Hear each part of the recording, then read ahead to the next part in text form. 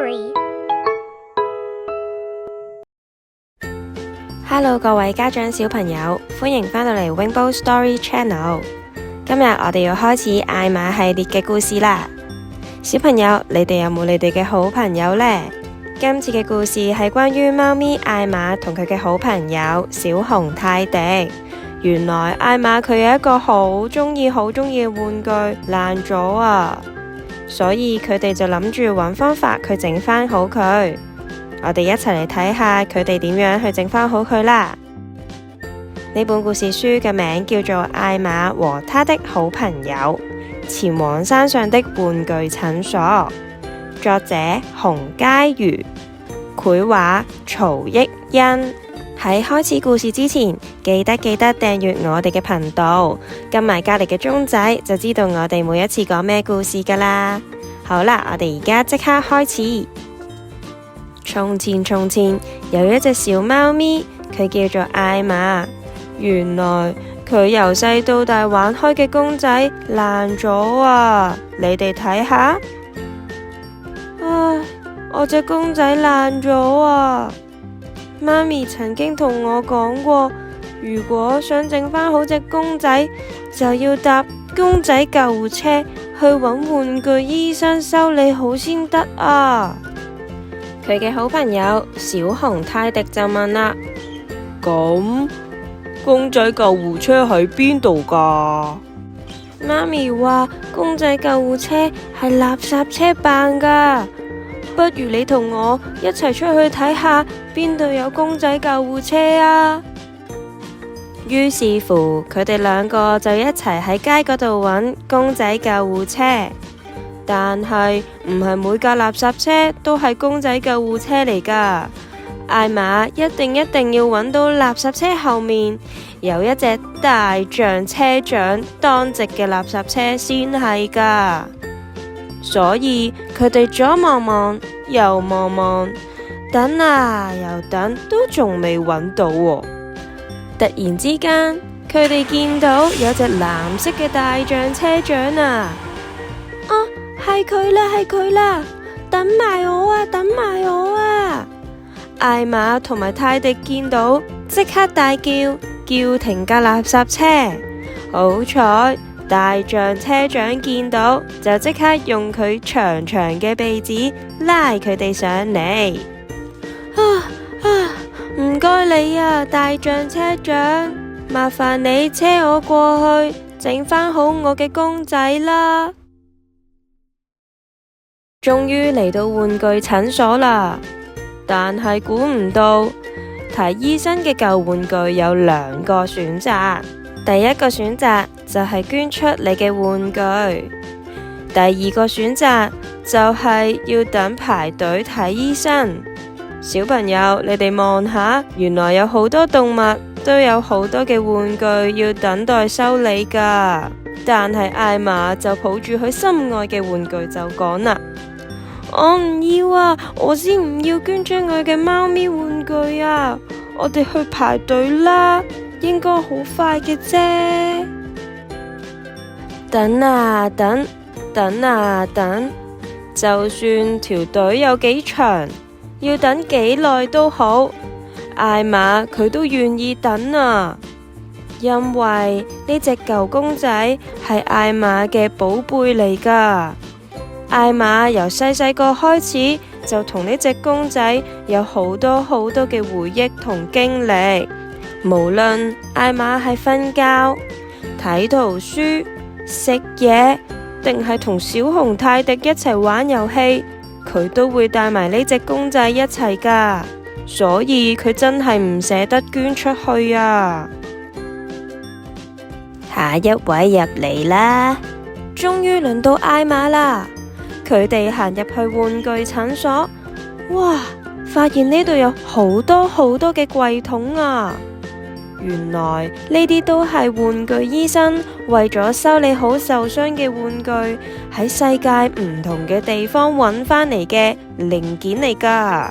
哇！玩具醫生真係好犀利啊！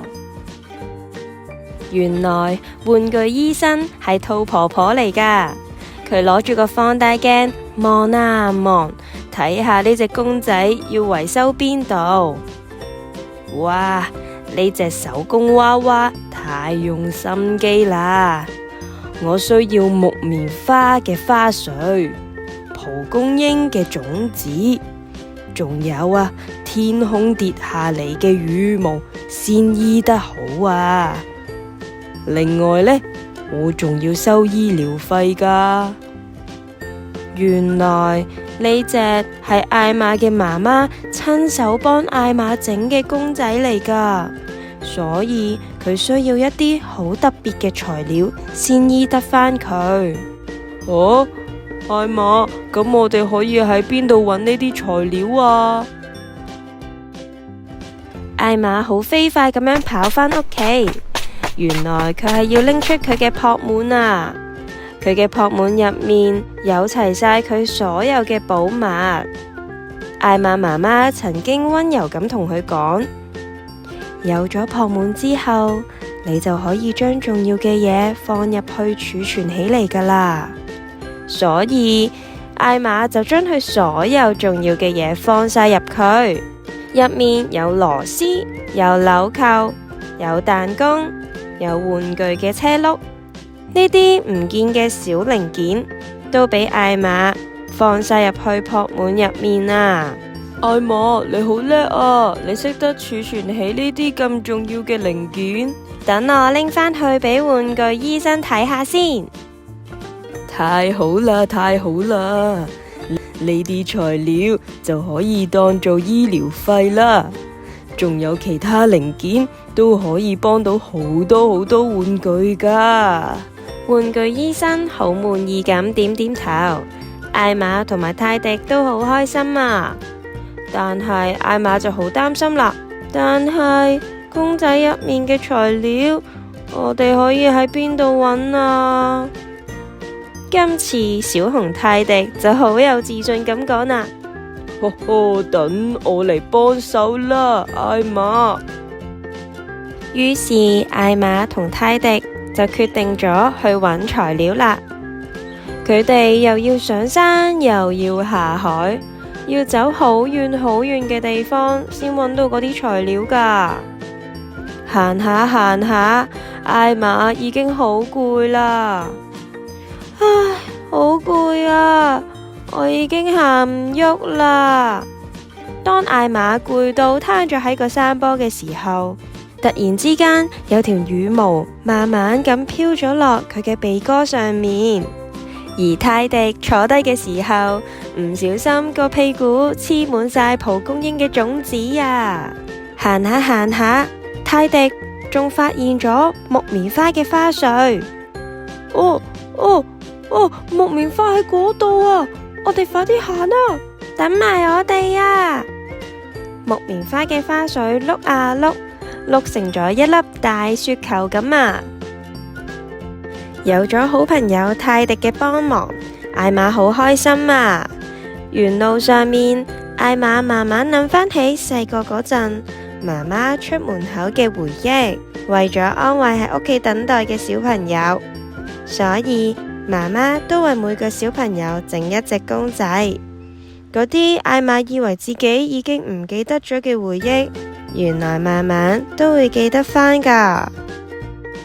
佢哋最後好叻咁集齊咗羽毛、蒲公英嘅種子同埋木棉花嘅花絮，跟住佢哋就去揾返玩具醫生啦。喺呢一個晚上，泰迪同埋艾瑪都好焦急咁喺手術室外面等候，等啊等，終於等到玩具醫生出嚟啦。嗱，整返好啦，艾瑪，你睇下得唔得？但係艾瑪見到手上面嘅公仔，就覺得個感覺唔同啦。哇，雖然睇落好似一模一樣，但係整完之後，媽媽嘅味道已經唔見咗啦。冇味道，就好似唔係我以前嘅公仔咁啊！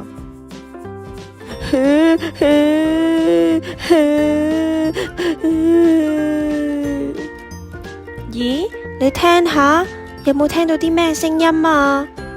大家都走到去診所外面，發現原來有隻小貓咪喺度喊緊啊！原來係佢嘅玩具唔見咗，所以佢喊得好傷心啊！佢嚟到玩具診所，已經周圍問人，問咗兔仔先生，問咗河馬先生，又問咗青蛙先生，但係佢哋都見唔到佢嘅玩具啊！佢甚至去咗捐玩具嗰個箱度揾啊揾，揾啊揾，最後佢都係揾唔返佢嘅玩具啊！艾瑪佢左諗右諗，心入面好猶豫，但係佢最後決定將呢隻公仔送俾小貓咪。小貓咪又驚又喜啊！艾瑪就覺得呢隻公仔一定可以同小貓咪一齊創造更加多美好嘅回憶，就好似我細個佢陪我一樣，所以我決定將呢個公仔分享俾更加需要佢嘅人啊！離開咗玩具診所之後，泰迪就問艾瑪啦：你唔會唔捨得咩？梗係會啦，但係我而家淨係想快啲返屋企攬攬我媽媽咋，因為我係掛住媽媽身上面好聞嘅味道啊！艾瑪同泰迪向玩具醫生揮揮手，玩具醫生，我哋再見啦！下次我哋會過嚟做義工，幫你一齊修理玩具噶。雖然玩具醫生幫艾瑪同泰迪整返好佢嘅公仔，但係山上面嘅玩具診所365日全年都唔會休息噶，就係為咗幫唔同嘅動物修理返佢哋整爛咗嘅玩具。小朋友，你哋又有冇好鍾意陪伴咗喺你身邊好耐嘅玩具呢？除咗我哋要學識珍惜之外，亦都要喺適當嘅時候樂於分享同埋付出。今日嘅故事講到呢度，呢本故事叫做《艾瑪和他的好朋友前往山上的玩具診所》，嚟緊都會繼續出艾瑪嘅系列㗎。記得訂閱我哋嘅頻道，撳埋鐘仔就知道下一本故事書係幾時出啦。好啦，我哋今日睇到嚟呢度，下次再見啦，拜拜。